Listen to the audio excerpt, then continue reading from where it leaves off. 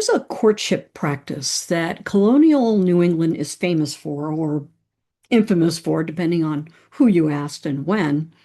It's called bundling. And if you've heard of it at all, you probably have a vague image of two young people sharing a bed with a wooden board between them, fully clothed, with their parents asleep in the next room. The whole arrangement, somehow both scandalous and deeply innocent. Let me correct almost every part of that image. They were not fully clothed. The parents were not always in the next room. The board was not always there. And approximately 30 to 40% of the young women who bundled ended up pregnant before their wedding day, which was, and here is where it gets genuinely interesting, more or less fine with everybody involved. Bundling was real. It was common. It was documented by ministers and travelers and physicians and even Washington Irving. And it was not what you think it was. Bundling was a colonial courtship practice in which a young man and a young woman, usually not yet formally betrothed, sometimes having known each other only briefly, spent the night in bed together in their undergarments in the young woman's parental home. A young English traveler named Andrew Burnaby, who toured the colonies in 1759 and 1760, described it plainly. He reported, "At their usual time, the old couple retire to bed, leaving the young ones to settle matters as they can, who, after having sat up as long as they think proper, get into bed also, but without pulling off their undergarments in order to prevent scandal." Other visitors from abroad noted with astonishment that parents generally knew about and condoned these overnight visits, and the young couples in question were not necessarily even betrothed. They had sometimes known each other for only a brief time. This was not a secret practice that was conducted behind parents' backs. It was a recognized, named, widely practiced custom that most of the community knew about and most of the community permitted. The Reverend Samuel Peters, who was emphatically not a fan of scandal, defended the practice in 1781, saying, "I am no advocate for temptation, yet must say that bundling has prevailed 160 years in New England, and I verily believe with 10 times more chastity than sitting on a sofa." Reverend Peters, I should note, was not a man given to casual endorsements. He just liked bundling better than sofas. Evidently, the sofa had a reputation. So 160 years in New England, that would put its beginning around 1620, 1621, before the Massachusetts Bay Colony was even founded. Pilgrims and Puritans. Bundling was not a deviation from what we think of as Puritan values. It arrived with the very first English settlers in New England. But bundling was not a Puritan invention. It was not even an American invention. The Welsh called it, and I apologize in advance because I'm sure I'm going to slaughter the pronunciation, Cari un a gwely, which means loving in the bed. And they claim that it originated there in Wales, where it was a recognized custom among rural people for centuries before any Puritans set foot in New England. The Dutch practiced it, the Germans and the Swiss practiced it, the Scots practiced something similar. When European settlers crossed the Atlantic, they brought their courtship customs with them, and bundling was part of the cultural baggage, packed in the hold alongside the seeds, the tools, and the Bible. But what made it particularly prevalent in New England was the particular combination of circumstances. New England's houses were cold. There were long distances between them, and the spaces were very small. And there was a community where young people needed opportunities to get to know potential spouses without those opportunities involving anything that looked like proper supervision. So to understand why parents allowed this, you have to understand the practical realities of colonial New England life. And once you do, the whole thing starts to make a surprising amount of sense. Cold house, fuel was expensive and scarce. Heating a room for an evening of courtship was a genuine economic sacrifice. A young man who traveled several miles to court a young woman could not reasonably be sent back into the winter dark when the evening was over. So hospitality demanded that he be offered a bed. And in many early New England homes, there was only one room. The whole family lived and slept together in a single shared space. Privacy was not a realistic option. If the young man stayed and hospitality demanded he stay, everyone was going to be in the same room anyway. So bundling at least had the dignity of a recognized custom rather than just a chaotic scramble for sleep space. So the bundling board, that famous wooden plank placed lengthwise down the middle of the bed, was one solution to the problem of proximity. But it was one solution among several. Sometimes it was a bundling bag or sack, a large cloth enclosure for the young woman's lower body that made access considerably more difficult, sort of a sleeping bag for celibacy. Sometimes it was heavy bundling clothes. Sometimes it was simply the weight of social expectation, that understanding that certain things were not done, even if the board was not there to enforce it. And sometimes none of it worked, which brings us to the 30 or 40%. By the late 18th century, historians can tell by comparing marriage records with birth records that approximately 30 to 40% of colonial New England brides were already pregnant when they walked down the aisle. This is a stunning number by any standard, and it tells us something important about how colonial New England actually worked, as opposed to how we imagine it worked. The community was not apparently particularly scandalized by premarital pregnancy as long as marriage followed.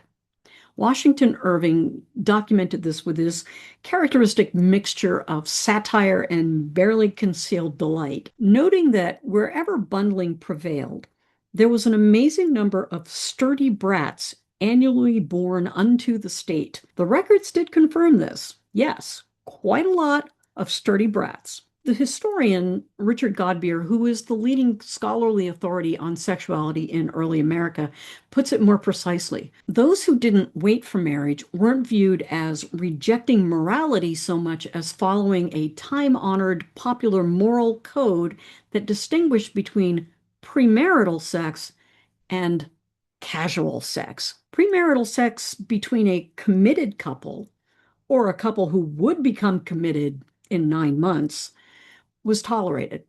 Casual sex was condemned. The difference was not the act, it was the relationship. And I know how this sounds, but bear with me for a moment.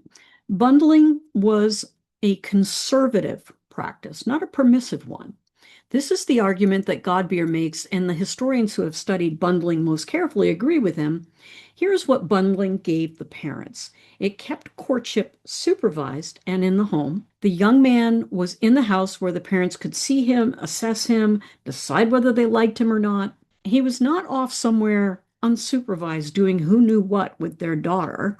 And if pregnancy resulted, and it sometimes did, 30 to 40%, the parents knew exactly who to hold responsible. There were witnesses to the courtship. Community pressure would be applied. Marriage would follow. The community would be satisfied. The child would be cared for. So it was a system that kept young people under parental observation. It tracked who was courting whom and created social responsibility for the consequences. That is a conservative system, however much it might look from the outside like unsupervised licentiousness. But compared to the alternative, young couples sneaking off alone into the fields or the woods, far from any adult supervision, with nobody knowing who was with whom, which of these is more likely to produce the outcome the parents actually wanted? The Puritan community was pragmatic about human nature in ways that its reputation does not suggest. Young people were going to fall in love. Young people were going to find ways to be alone together.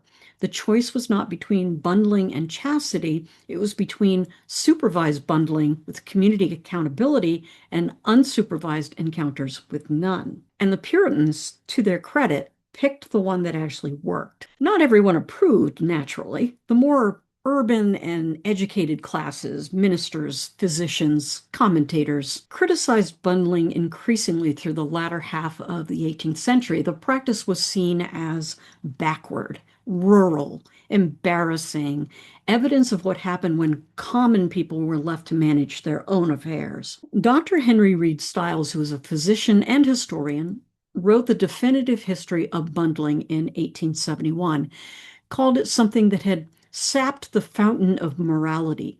He was thorough in his documentation and damning in his conclusions, and it must be said, rather entertainingly scandalized throughout. An English visitor expressed the bewilderment of the educated outsider. Suppose how great the test of virtue must be, or how cold the American Constitution, when this unaccountable custom is in hospitable repute and perpetual practice. The rising tide of educated opinion was against it. The parlor, that private room for receiving guests that was becoming a feature of more prosperous New England homes, offered an alternative space for courtship that did not require anyone to go to bed together. Progress, presumably, but what actually killed bundling was not theological condemnation or parlors. In 1785, a lengthy satirical ballad was published in a widely circulated almanac. It mocked bundling.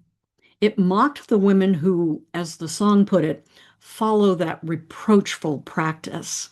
It held up bundling to ridicule and invited everyone to laugh at it. And that was what finished it. Decades of ministerial condemnation had accomplished nothing. Decades of upper-class disapproval had accomplished nothing. A ballad in an almanac that made people laugh at the custom destroyed it within a generation. Make of that what you will about the relative persuasion of the power of theology versus mockery. Bundling was essentially laughed out of existence. By the late 18th century, it had declined sharply in urban areas and among the educated classes. In rural areas of New England and Pennsylvania, it persisted into the 19th century.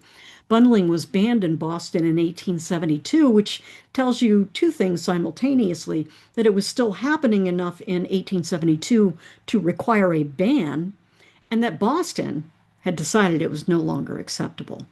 The custom is still practiced in some Amish and Mennonite communities today, where it remains a supervised form of courtship, serving much of the same purpose it served in colonial New England. The ministers couldn't kill it. The almanac ballad could, but the communities that found it genuinely useful held on to it because it worked. Bundling is one of the most useful correctives to the popular image of Puritan New England as a sexually repressed, joyless, strictly controlled society where any deviation from complete propriety was punished by stocks and scarlet letters. The reality was more complicated, more human, more interesting. The Puritans were genuinely concerned about sexuality outside of marriage. They prosecuted fornication. They fined and whipped those who were caught. But they were also pragmatic. They understood that rules which could not be enforced were worse than no rules at all. And they lived in communities where 30 to 40% of brides were pregnant on their wedding day. And everyone knew it, and marriage followed, and the community forgave and moved on. The Scarlet Letter, Nathaniel Hawthorne's great symbol of Puritan sexual shame, was a real punishment. It was reserved for those who refused to repent, who refused to marry, who refused to conform to the community's expectations about how sin should be resolved. The sin itself was something that the community had become practiced at absorbing. Human nature, after all. Washington Irving, writing in 1809 with his characteristic satire and affection, called bundling a superstitious rite practiced by young people of both sexes. He was mocking it, but he was also documenting something real and widespread and deeply human about the world colonial New England actually was. The bundling board is in a museum now. Various New England historical societies have them, a long plank of wood worn smooth that once divided a bed down the middle while two young people lay awake on opposite sides, whispering, getting acquainted, deciding whether this was a person they wanted to spend the rest of their life with. Sometimes the board held, and sometimes it didn't. Either way, in the morning, a decision had usually been made. If things had gone well, a proposal was expected to follow. If it hadn't, the young man went home and did not return, and everyone understood. It was courtship, human and awkward and practical and not always as innocent as intended, the same as it always has been in every century with whatever tools and customs and social arrangements the moment offered. In colonial New England, we were together in bed, but not like that, mostly. I'll see you again somewhere in time.